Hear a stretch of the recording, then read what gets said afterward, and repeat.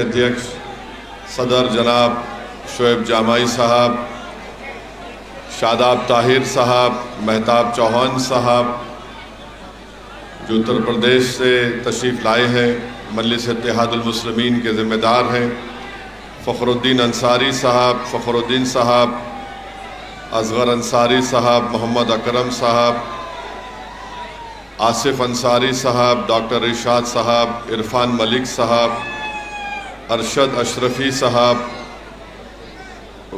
जनाब अनीस साहब, समीर खां साहब, जनाब आबिद अली खां साहब, और बिहार से हमारे मुफ्ती साहब भी आज आए हैं।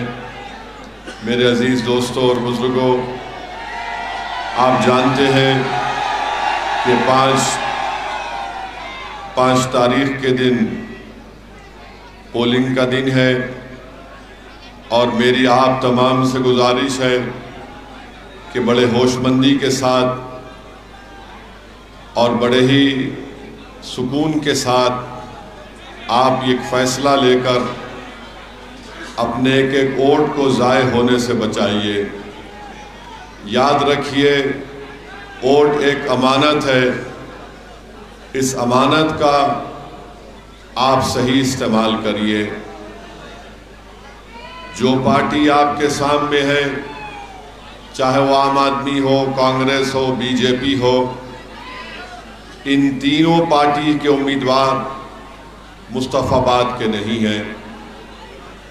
सिर्फ एक ही शख्स जो मुस्तफ़ाबाद की गली कूचों से वाकिफ़ है, जिसकी आपने सरपरस्ती की, जिससे आपने मोहब्बत की, जिसने आपको चाहा और जब बुरा वक्त आया तो उसने अपनों के लिए अपना सब कुछ कुर्बान कर दिया, और इसीलिए वो 5 साल से आज जेल में उसको रख दिया गया। मेरे अजीज़ दोस्तों और बुज़ुर्गों, मुझे यकीन है कि हमारी अदालतें इंसाफ करेगी और इंशाअल्लाह ताला इंसाफ होगा। मगर आज हम अवाम के दरबार में हैं और अवाम को भी एक पैगाम देना है। अगर आप ताहिर हुसैन को कामयाब करेंगे अपने वोट के ज़रिए, अपने दुआओं के ज़रिए, तो याद रखिए ये इंसाफ की कामयाबी होगी, ये मुस्तफ़ाबाद की कामयाबी होगी, ये फ़िरक़ा परस्ती की शिकस्त होगी, और ये उन तमाम ताकतों को आप एक मुँह तोड़ जवाब देंगे जमहूरी तरीक़े से, जिन्होंने एक मंसूबाबंद तरीक़े से दिल्ली में फ़साद करवाया। और उसके बाद हम देखते हैं कि कई मासूम लोग आज जेल में उनकी ज़िंदगियां बर्बाद होकर रह गई हैं। तो मेरी आपसे दरमंदाना अपील है कि एक 5 साल के बाद एक शख्स निकला है और किस लिए आपके दरमियान में आया है, वो एक जज्बा लेकर आया है कि अवाम मुझे इंसाफ दे। वो ये एक जज्बा लेकर आया है कि मैं मुस्तफ़ाबाद की अवाम की खिदमत करना चाहता हूँ। 5 साल जेल में रहना कोई मामूली बात नहीं है। मुझे भी जेल जाने का कई मरतबा मौका मिला, मगर जेल एक आसान चीज़ नहीं होती है मेरे भाई। ना वहाँ पर आपको घड़ी पहनने की इजाज़त होती है, ना वहाँ पर आपको किसी से मिलने की इजाज़त होती है। हाँ, कोई तयशुदा वक्त होगा, मगर 5 साल के बाद ये लोग आते हैं और इनका वक्त भी इलेक्शन कैंपेन में जाता है। तो मेरी आपसे एक दरमंदाना अपील है तमाम मुस्तफ़ाबाद की आवाम से कि अपने के वोट का सही इस्तेमाल करिए। और आप जानते हैं मेरे अजीज़ दोस्तों और बुज़ुर्गों कि यहाँ पर बाबूनगर एरिया में A1 से 9 तक दिलशाद मस्जिद तक पूरी रोड ख़राब है। गली नंबर 1 में वहाँ पर ड्रेन का पानी आते रहता है, और यही केजरीवाल जो बड़े बड़े दावे किया था 850 करोड़ रुपये हर साल दिल्ली में कहता है कि मैं फ्री पानी दे रहा हूं, एक घर को 20,000 लीटर। मैं केजरीवाल को कह रहा हूं, छोटे रिचार्ज कभी इस जगह पर आ जाओ और आकर यहां पर जनता से कहो कि आपको हम फ्री में पानी दे रहे हैं। पानी की लाइन तो है मगर उसमें पानी नहीं आता है। आज गरीब परेशान है मगर केजरीवाल अपनी नाकामी को छुपाने के लिए केजरीवाल और मोदी मिलकर एक नूरा कुश्ती करते हैं कि यमुना के पानी में फुला है, यमुना के पानी में इतना वो है। अरे 10 साल तुमको हो गए तुम्हारी पार्टी को सत्ता मिलकर, तुमने कौन सा काम किया मुस्तफाबाद में बताओ। आज उसने ऐलान किया था कि बिजली 250 यूनिट तक फ्री दी जाएगी। ये बात सच है या नहीं मुझे बताइए कि आपके घर में 250 यूनिट का बिल कभी 1 लाख रुपये आ जाता है तो कभी 60,000 रुपये आ जाता है। ये भी ठगने का काम आम आदमी पार्टी की केजरीवाल करती है। और फ्री बिजली के नाम पर केजरीवाल कहता है कि हम 3,250 करोड़ रुपए खर्चा कर रहे हैं। हम पूछना चाहते हैं छोटे रिचार्ज से, ये 3,250 करोड़ कहाँ जा रहे हैं हमको बताओ। दिल्ली की गरीब आवाम से कहता है कि हमारे क्या कितने 25,000 रुपये उनको बचा रहे हैं। केजरीवाल तुम यकीनन बड़े इंस्टीट्यूट से IIT से पढ़े हो मगर याद रखो जो गरीब मुस्तफाबाद में रहता है वो हिसाब करना जानता है। तुम्हारे फैसलों से, तुम्हारी सरकार के फैसलों से मुस्तफाबाद और ओखला में गरीबी में इजाफा हुआ है, गंदगी में इजाफा हुआ है। ना यहाँ पर पानी आता है, ना यहाँ पर फ्री बिजली का इंतजाम है, ना यहाँ पर हमारी उन बहनों के लिए अस्पताल है जो हामिला है, प्रेग्नेंट होती है। मगर तुम सारे दुनिया में बाजा बजाते हो, मैंने ये कर दिया, मैंने फुला कर दिया। अरे केजरीवाल तुम और मोदी को ये बोलना बाकी है कि ताजमहल तुम बनाया था क्या? बोल दो वो भी तुमने ही बनाया था। अरे हर चीज मोदी बोलते मैं भारत मंडपम बनाया हूं, तो फिर मुस्तफाबाद में और दिल्ली में पीने का पानी का इंतजाम क्यों नहीं किया?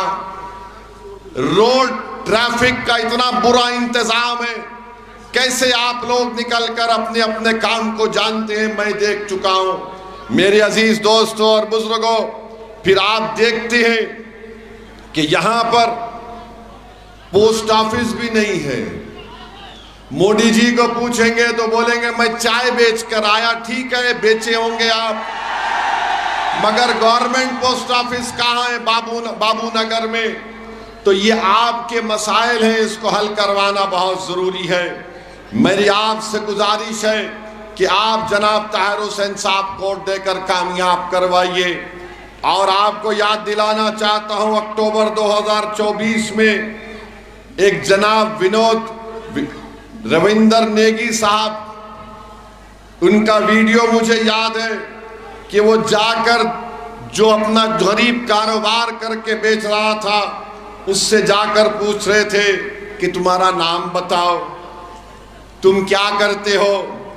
अब वही रविंदर नेगी को पटपड़गंज से नरेंद्र मोदी की पार्टी ने उम्मीदवार बनाया।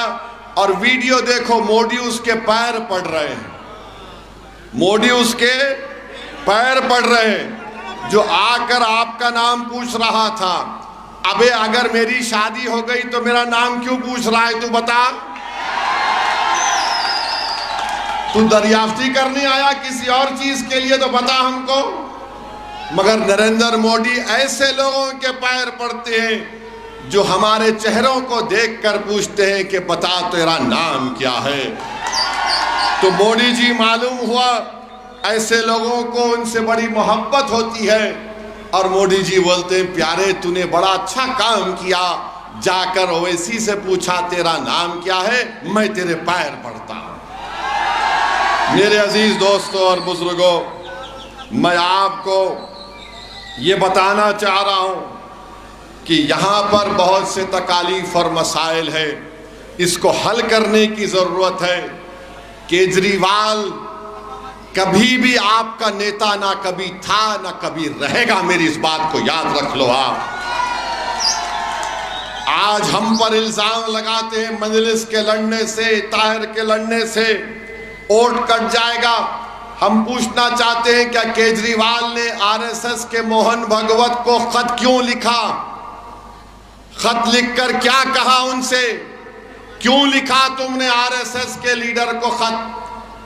अगर मैं वो खत लिखता तो सारी दुनिया में कोहराम मच जाता, आसमान सरों पर उठा लेते।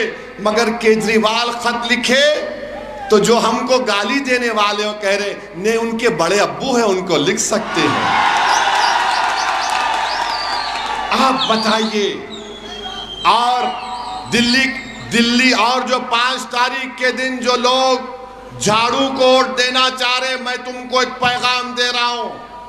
पूरे भारत में कोविड के दौरान सबसे पहले आपको और मुझे बदनाम करने वाला कि हम सुपर स्प्रेडर हैं, तबलीगी जमात के खिलाफ केजरीवाल की सरकार ने लिखकर पुलिस में एफआईआर दर्ज करवाया था।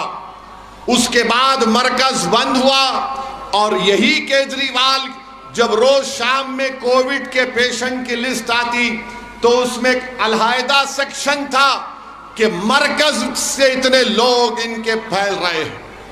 याद रखो, जो सबको बदनाम किया, तुमको मुझे सबको बदनाम किया, क्या वो तुम्हारे वोट का हकदार है? यकीनन आपके वोट का हकदार नहीं हो सकता। जिसने हमको सुपर स्प्रेडर बना दिया, जिसने हमको रुस्वा किया। और फिर याद रखिए, ये एफआईआर तुमने किया तो जब दंगा हुआ तुमने दंगाइयों के खिलाफ एफआईआर करा सकते थे ना। जब लॉ एंड ऑर्डर तुम्हारे पास नहीं है, अमित शाह के पास है, तो तुम एफआईआर तो करा सकते थे। बताओ कितने एफआईआर तुमने करवाए? कुछ नहीं करवाए। और फिर 10 साल से आम आदमी पार्टी की सत्ता, मुख्यमंत्री केजरीवाल, एमएलए उनका हाजी साहब एमएलए थे। मुख्यमंत्री के पास जाकर हाजी साहब बोल देते मुस्तफाबाद में पानी नहीं है, मुख्यमंत्री पानी दे दो, तो दे सकता था। ना मुख्यमंत्री को मुस्तफाबाद से मोहब्बत है, ना हाजी साहब को उसकी फिक्र है। जो पार्टी सत्ता में रहकर मुस्तफाबाद की जनता की तकालीफ को दूर नहीं किया, वो आपका काम नहीं कर सकेगी। इसीलिए ताहिर को कामयाब करिए। ताहिर इनसे लड़ेगा। आज दुश्मनी यही है कि ताहिर नहीं जीतना, कोई भी जीत जाए। मुस्तफाबाद की जनता याद रखो, ये वोट इस बात को तय करेगा कि आप सच्चाई को कामयाब करेंगे या झूठ को कामयाब करेंगे, आप मासूम को कामयाब करेंगे या जालिम को कामयाब करेंगे। क्या आप ताकत के आगे झुक जाएंगे या आप ताकतवर बन के अपने मुस्तकबिल का फैसला करेंगे? मैं आपसे अपील करने आया हूं कि 5 तारीख हमारे लिए के इम्तिहान का वक्त है। ताहिर का साथ दीजिए मेरे भाई, क्योंकि ये आखिरी मिनट है, 2 मिनट है। मैं बता रहा हूं, आज ओखला में था, मैं शिफा के घर में था, तो घर से किसी ने कहा कि शिफा की एक ज़ईफ माँ 75 साल की आपसे मिलना चाह रही है। ज़ईफ खातून है, खड़े नहीं रह सक रही है, रोकर मेरा हाथ पकड़कर कहा कि ओवैसी साहब आपका शुक्रिया, 5 साल के बाद आपने शिफा को मुझसे मिला दिया। और उस ज़ईफ माँ ने क्या कहा, तसव्वुर करो कि तुम्हारी माँ है और तुम शिफा और ताहिर हो। उस माँ ने कहा कि जब मैंने अपने बेटे को 5 साल के बाद देखा तो मुझे यकीन नहीं आया, मेरे बेटे की दाढ़ी सफेद हो गई। उस माँ ने कहा कि मेरी जिंदगी के चंद दिन बाकी हैं, ओवैसी साहब मेरे बच्चे को बचा लो। क्या इस माँ की आंसुएं तुम्हारे दिलों में एक रहम पैदा करेगी? नहीं पैदा करेगी। ये ओखला और मुस्तफाबाद की जनता को तय करना। मेरे अजीज दोस्तों और बुजुर्गों, लोग कहेंगे कि ओवैसी जज्बात में ला रहा है। यकीनन जज्बात चाहता हूं। जिसके दिल में जज्बा नहीं है वो मुर्दा है। जिसके दिल में इन गरीबों से मोहब्बत नहीं है वो दिल नहीं कहलाएगा। अगर दिल है, धड़कता हुआ दिल है, तो बताओ इन लोगों को कि इंसाफ होगा। पैगाम दो उन लोगों को जो जेल में आज सड़ रहे हैं कि तुम जेल में जरूर हो, मगर तुम्हारी माँ और बहनों की और तुम्हारी तकलीफ हम अपने सीने में महसूस करते हैं। और 5 तारीख के दिन पतंग के निशान पर वोट देकर ताहिर हुसैन को और शिफा को कामयाब करिए, मुस्तफाबाद को कामयाब करिए, अपने इत्तेहाद को कामयाब करिए और अपनी एक आजाद सियासी आवाज को दिल्ली के विधानसभा में आप भिजाएंगे या नहीं भिजाएंगे? हाथ उठाकर जवाब दीजिए। आप भिजाएंगे अपनी आवाज को? 5 तारीख के दिन बटन किस पर दबेगा? किस पर बटन दबेगा? किस पर बटन दबेगा? और हम कैसा निशान डाल के? सलाम अलैकुम।